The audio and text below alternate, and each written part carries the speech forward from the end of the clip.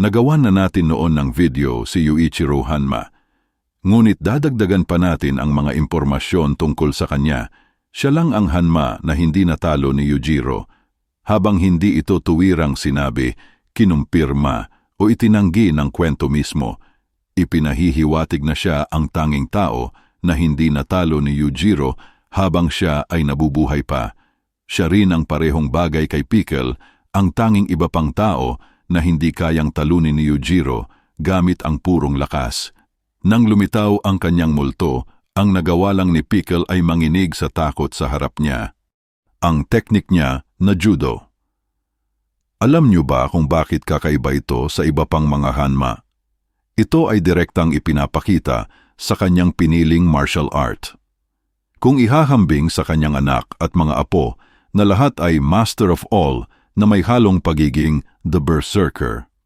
Ang judo, isang martial art na nakatuon sa grapple, ay literal na isinasalin bilang ang banayad na paraan na nakatuon sa pagpatumba ng kalaban nang hindi masyadong nakakasakit gamit ang mga hagis at submission holds.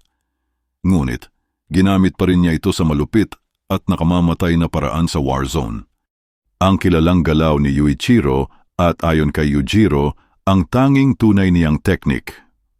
Guys, ginagamit niya ang kanyang mga kalaban bilang mismong sandata sa pamamagitan ng paghagis sa kanila sa paraang kahawig ng mga judo techniques, ginagawang parang tao na bersyon ng nunchaku o bala, depende sa layo sa susunod na target. Ang lakas ng kanyang paghagis ay sapat para patayin agad ang sinumang tamaan, pati na rin ang mismong taong inihagis. Bukod pa rito, kaya niyang gawin ang bersyon ng teknik na ito nang sobrang bilis na kahit ang buong unit ng mga sundalo ay hindi mabilis makakapihit ng kanilang mga baril para depensahan ang kanilang mga sarili mula sa napakadelikadong atake na ito, lalo na't hindi nila gustong maapektuhan ang kanilang mga kasamahan. Personality. Lagi siyang may malaking, kalmadong ngiti, kahit pa sa harap ng digmaan laban sa mga US Marines, na parang palagi siyang nasa mataas na estado. Sina Yujiro, Baki at Jack.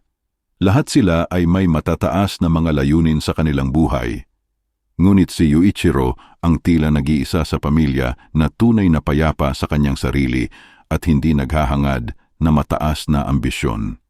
Paano ba siya namatay? Walang konkretong ebidensya sa manga at anime kung paano siya namatay. Mababa rin ang posibilidad na napatay siya ni Yujiro dahil sa panahon na yon ay hindi pa prime ni Yujiro at napakabata pa niya.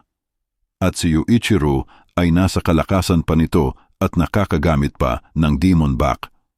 Ngunit base sa ating mga nakalap na impormasyon at ang pinakaposibleng dahilan ay namatay siya sa katandaan.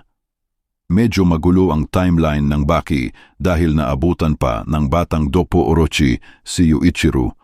Pero kung pagbabasihan natin ang World War II sa totoong buhay, naganap ito noong September 1, 1939 hanggang September 2, 1945.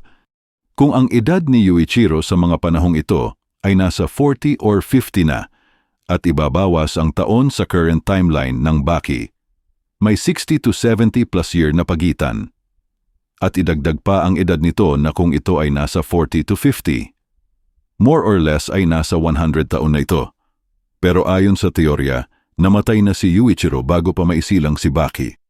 Kung nagustuhan niyo po ang aking content, please like, share, and subscribe. Take care and God bless po.